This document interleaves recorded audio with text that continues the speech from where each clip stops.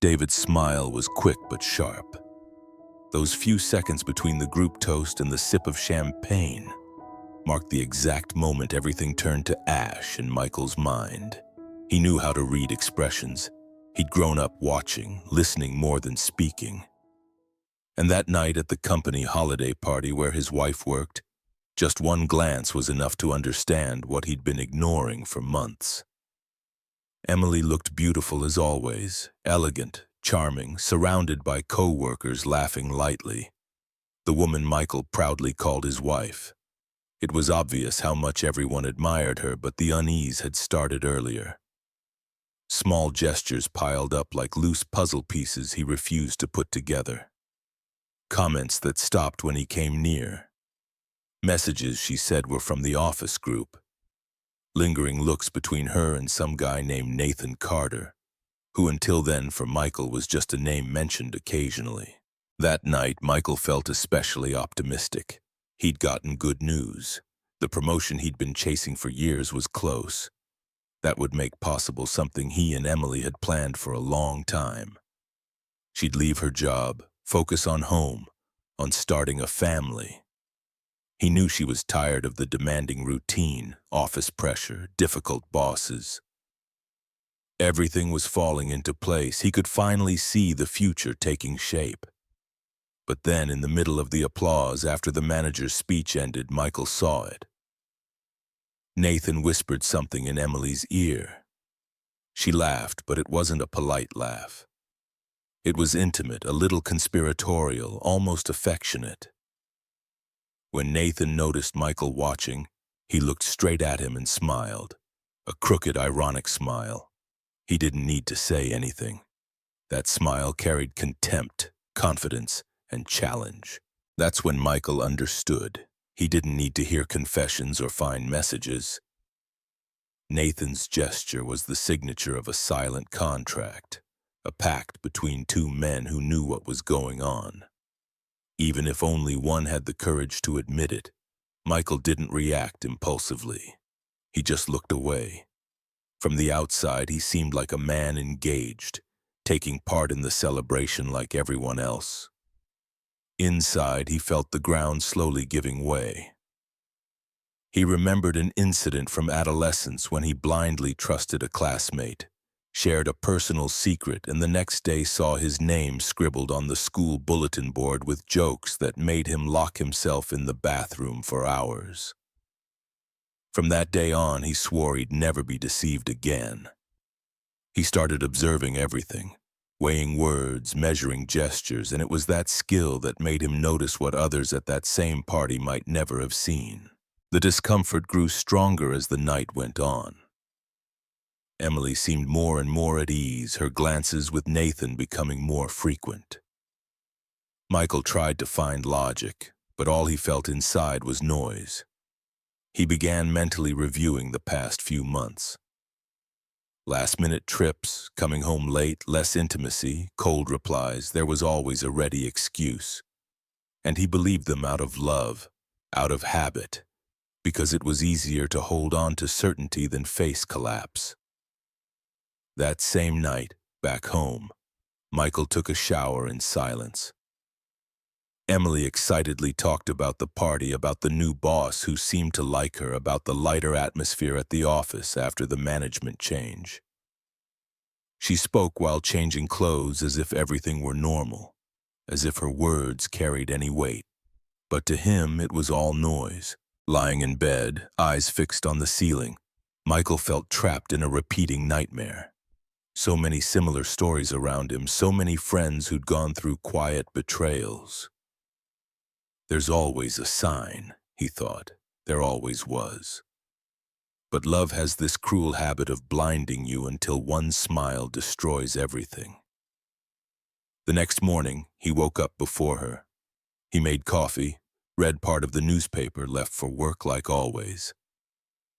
But internally, he had already changed. In his mind, a plan was forming. Not a plan for confrontation, but for certainty. He needed to confirm. He needed proof. He needed to regain control. What started with a smile would end with something stronger. Dignity. That was the day Michael Stevens stopped being a man in love and became a man searching for answers. And unlike at the party where he only watched and swallowed hard, this time he would write the next scene, and no one would be the last to smile. The morning after the party, Michael made a quiet decision. It wasn't about intuition anymore, but logic. If there really was something between Emily and Nathan, then he would go all the way for answers. Not with confrontations or dramatic scenes, but with undeniable proof. That's how he handled anything serious: method, calm, precision. During his work break, he made a short call. He got a discreet referral from an old acquaintance, a guy who handled this kind of thing without making noise. He contacted the private investigator, James Carter, and within hours their first meeting was set. At the meeting, he got straight to the point. He handed over what he had: Nathan Carter's full name, address, workplace, car model, even the kind of watch he wore. He also provided Emily's routine: days she said she stayed late at the office, the supposed meetings she mentioned. James listened in silence and promised discretion. He said he'd have something in a few days. Michael just nodded and left. His mind was cold, operating like it was on autopilot. But inside, something was pounding hard. It was the beginning of the end. He just didn't know yet how much pain he was about to harvest. For 3 days, he kept his routine: work, home, meals, casual conversations with Emily. She kept acting like everything was fine. She talked about a possible promotion in her department, said Nathan would recommend her for a new internal project. Michael listened carefully. He didn't react, didn't criticize, didn't question. He just stored it all. Every sentence she said was a new piece on the board, and each day that passed, he felt the board was about to flip. On the night of the 4th day, he received a message from James. "We'll talk tomorrow. I have what you need to see." He barely slept. He'd been expecting it, but the weight of confirmation hadn't hit him yet. The next day, leaving work early, he went to the agreed address. James greeted him with a serious expression, placed a tablet on the table, and started showing the images. First, photos of Emily entering Nathan's residential building in the afternoon on a regular weekday, then leaving later that day. In another image, the two of them entering a quiet restaurant outside the city during business hours on a Tuesday. The records included short videos. In one, Emily sat in Nathan's car, laughing while playing with her phone. In another, they hugged and kissed before going back into the building. Michael watched everything in silence. He felt his blood heat up inside his chest, but his face stayed still. It was like watching a movie about someone he once knew, but who no longer existed. Emily wasn't his wife anymore. She was another woman living another life in another reality. A hidden, cowardly reality built while he was planning a future with her. He stood up, paid for the service in cash as agreed, and left. His phone vibrated in his pocket. It was a message from her saying she'd be late that night because of an emergency meeting at the office. The next morning, he went to the HR department at his company and submitted his resignation. He handed in all the documents, avoided explanations. He simply said he was closing a chapter. The manager tried to convince him to reconsider. Michael just replied that he needed to take care of his own life for a while. He was decided, and the first change was removing everything standing in the way of his freedom. That same day, he returned home early. Emily wasn't there. Her calendar said, "Training outside headquarters." Michael used the time to review the divorce documents with his lawyer. The photos, videos, intercepted message screenshots, everything was documented. His grandmother's ring, which he'd given Emily as an engagement band, was at the top of the list of things he demanded back. It wasn't just a symbol of union. It was family heritage, family honor, and he refused to leave it in the hands of someone who had deceived him. That same night, when Emily sent the message saying she'd be at an off-site training, Michael knew exactly what that meant. The images, videos, and timestamps collected by the investigator made it clear where she'd be spending those hours. There was no more doubt, only the need to close the chapter with his own hands. So as night fell, he drove to Nathan's house, parked in front, and rang the doorbell. Nathan himself opened the door, wearing shorts and a casual shirt, still holding a wine bottle. He looked relaxed, like life was perfect. Michael kept his gaze steady and asked to speak with his wife. Nathan raised an eyebrow, surprised by the boldness, and before even calling Emily, Michael handed him an envelope. Inside were the divorce papers, the formal demand for the return of his grandmother's ring, and the lawyer's terms. Nathan opened his mouth to mock him, but Michael cut him off sharply. "Call Emily." She appeared seconds later, still fixing her loose hair, not expecting who was at the door. When she saw Michael standing in front of her, her expression froze. The color drained from her face. He extended the envelope without trembling hands. He said it was all decided. There was no room left for excuses or attempts at conversation. Emily took the envelope with difficulty, as if it weighed more than it actually did. Nathan, in the background, let out a short laugh, trying to downplay the moment. Michael didn't look away from her and added firmly, "You betrayed me, but you betrayed much more than that. You ripped away the value of an inheritance that came long before us. My grandmother's ring. I want it back." The silence that followed was suffocating. Emily stammered, tried to say something, but her voice failed. Michael didn't wait. He glanced quickly at Nathan and finished, "Leave me alone." He turned and walked toward his car. Emily called his name, her voice broken, begging for a chance to explain. He kept walking without answering. He got in the car and drove away, leaving behind the house that symbolized the end of everything. For the first time in weeks, he breathed with relief. There was no joy, but there was resolve. The cycle was closed. The beginning of his new life was sealed with documents, silence, and the dignity no one could take from him. After delivering the divorce papers at Nathan's door, Michael returned home with a heavy heart, but a determined mind. Emily was still out, which made everything easier. He entered, opened the closet, took out 2 large suitcases, and began packing only what truly mattered. Clothes, documents, a few books, and the photo of his grandmother wearing the ring he had now demanded back. With each folded item, it felt like he was pulling the last threads of a rope already broken. The house, once the space they shared, now felt cold, without a single good memory to save it. Before leaving, he placed the key on the living room table with a short note. "Emily, it's already decided. This place is no longer my home. Take care of your life because I'll take care of mine." He locked the door, went down the stairs, and loaded the suitcases into the car. Without looking back, he headed to his cousin's place, where he stayed until he found another apartment. 2 days later, the phone rang. It was Susan, his ex-mother-in-law. Her voice was shaky, filled with sadness. She asked him to come to dinner with the family. She said Emily was devastated and they needed to talk. Michael thought about refusing but decided to go. He needed to close each chapter clearly. That night, he was received with politeness. Susan made sure to prepare a meal like in the old days, trying to recreate a sense of unity, but the air was heavy. Emily was there, worn down, eyes red from crying.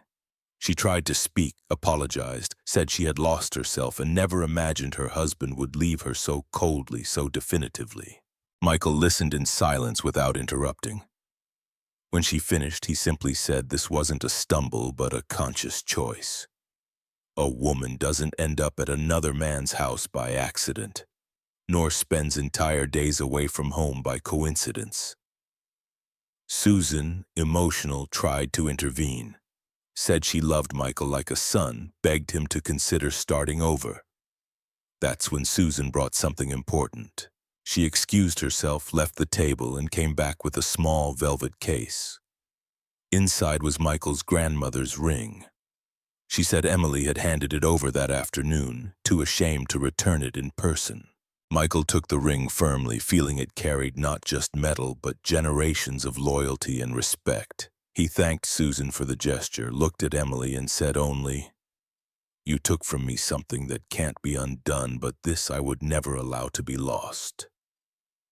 He stood up, thanked for the dinner, and said goodbye to his mother-in-law with respect. Before leaving, Susan held his hand and asked him not to carry hatred because hatred eats you alive. He replied that he carried no hatred, but neither did he carry love anymore. He left with the ring in his pocket and the certainty that this page was turned. In the following days, he settled into a small rented apartment and kept his distance from Emily. The pain was great, but his dignity remained intact. That's when Tom Harris, his best man and longtime friend, showed up. He brought coffee, a few folders under his arm, and the honesty that always defined him. He said he'd seen men destroy themselves after betrayals, but Michael shouldn't waste his life on regret. "Turn this pain into strategy," he advised. Then he showed information he'd uncovered himself. Nathan was involved in a new venture with foreign investors, and Emily, without a stable job after the scandal, was a hidden partner in the deal. Michael listened in silence, but something inside him stirred. It wasn't just about moving on anymore. Now there was a chance to settle the score calmly and calculatedly, without raising his voice, without chasing revenge through impulsive acts, just using intelligence, time, and patience. And in that moment, the seed of the retaliation plan began to grow. Not just any revenge, but something that would hit Nathan and Emily where it hurt most, in what they thought was their future. Michael no longer needed confrontations. He just needed to wait for the right moment to act. The following days turned into a chessboard. Tom brought contacts and opened doors Michael didn't even know existed. James's report showed Nathan was inflating numbers to impress an overseas investor, a fund looking for local partners quickly and with little patience for details. Emily appeared in emails as a silent partner, offering access and efficiency in exchange for a future share. There was a timeline of targets and a schedule for capital injections. All it needed was a small push for the structure to start cracking. Michael entered from the side. An intermediary introduced Westfield Partners, offering bridge capital with clear governance clauses and purchase preference if cash flow tightened. Nathan signed without reading carefully. Emily celebrated in short messages. They thought they'd won the game before the whistle. The first move came with a light audit, a standard contract procedure. The numbers Nathan had adjusted created a gap. The second move was freezing part of the credit until certain issues were resolved. Spreadsheets started to lag. Suppliers demanded guarantees. The original investor pulled back slightly. It was enough for Westfield to exercise its right of preference and buy additional shares at a reduced price. Within weeks, Michael, behind the scenes, went from observer to controller. The document that sealed it all had 2 pages and one decisive paragraph. The newly formed board could change executive leadership immediately.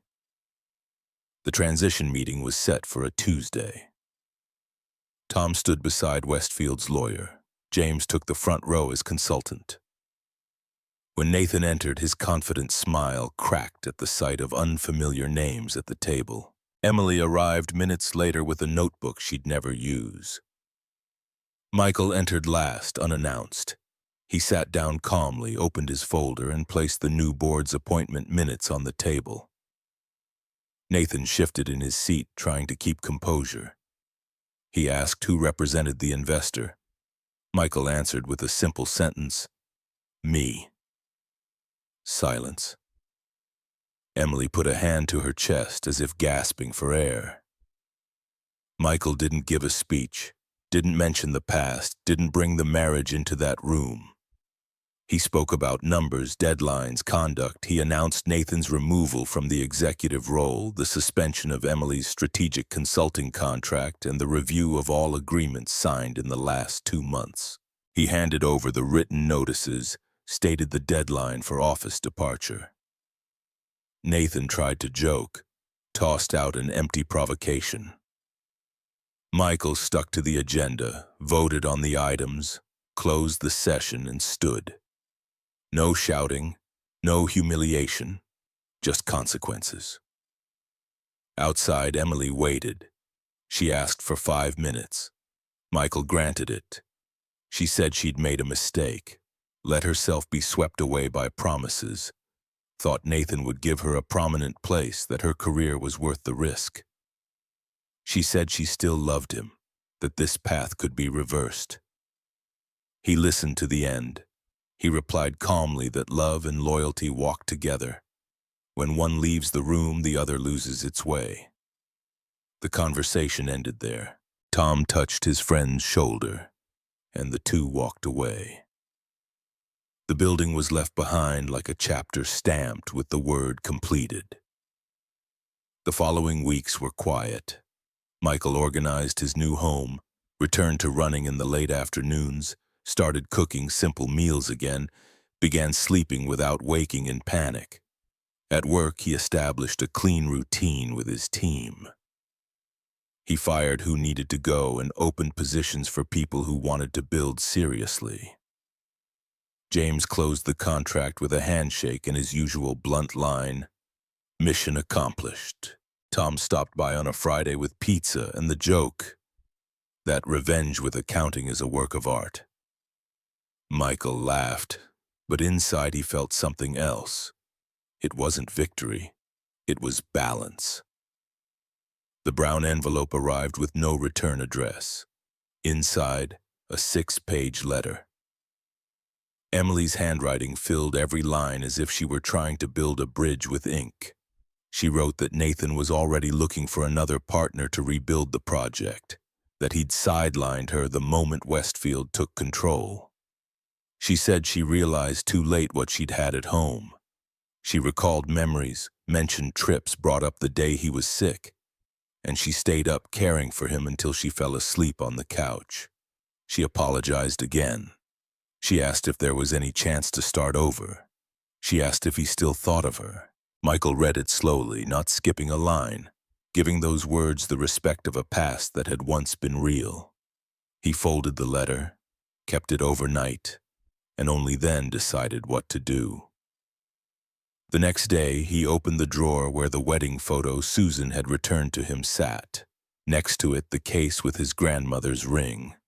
He took a plain black notebook, the kind from a stationery store, and wrote a single page. It wasn't a reply to Emily. It was a message to himself, the kind of man writes when he needs to be sure of who he wants to be from here on. I got up from where I was knocked down without calling an audience. I refused the madness of fighting small people. I protected my grandmother's name and my own. I lost what I loved, but I kept what holds me up. From today on, anything I build will be made of real bricks. Character. He closed the notebook and placed it beside the case. Emily's letter turned to ash in seconds over the metal sink because some things, once turned to smoke, stop hurting. Michael opened the window to let the air in and stood there for a while, staring at nothing, like someone clearing their mind to make space. Then he picked up the phone and called Susan, not to talk about Emily, but to thank her for the gesture with the ring and to ask if she needed anything. Susan, surprised, said she was fine, but hearing his voice made her believe good people are rare, but they exist. He smiled warmly. Later, he anonymously transferred a donation to a local initiative helping women restart their careers after abusive work environments. In the reason field, he wrote only, "In the name of a woman who taught me the value of a ring and another who needs to remember the value of her own name." At the end of the quarter, the company he'd taken over began to breathe. Honest contracts, clear goals, reports without shortcuts. At the final meeting of that cycle, Michael asked to speak. He looked at the team and said, "What holds up a company is the same thing that holds up a home: truth." The room fell into a good kind of sense, the kind that means understanding. On the way out, Tom joked that he'd become the boss everyone wanted, and Michael just replied that he was trying to be the man he promised to be the last time he looked into his grandmother's eyes. At night at home, he opened the case, held the family ring for a moment, and put it back in its place. He taped the wedding photo to the back of the notebook, not out of nostalgia, but as a record. There was love, there was failure, there was choice. He turned off the lights and went to sleep with the simple peace of someone who closed a chapter firmly and without drama. The world outside kept moving. His finally had direction. In the heart-wrenching tale of Michael's betrayal, we uncover a profound life lesson. True strength lies not in explosive revenge, but in reclaiming your dignity with quiet resolve. When love shatters like fragile glass, it's easy to drown in anger or despair. Yet Michael teaches us that observing, planning, and rising above the pain can rebuild a life stronger than before. His journey from a broken husband to an empowered leader reminds us that betrayal doesn't define us. Our choices do. It evokes the raw ache of lost trust, but also the triumphant glow of self-respect, urging us to protect our inner worth like a cherished heirloom. In a world quick to forgive the unfaithful, this story whispers, loyalty is the foundation of all enduring bonds, and when it's broken, walking away with head held high is the ultimate victory. If this moved you, share your own stories in the comments below. What's your take on forgiveness versus justice? Don't forget to like, subscribe, and hit the bell for more emotional life lessons that inspire and heal.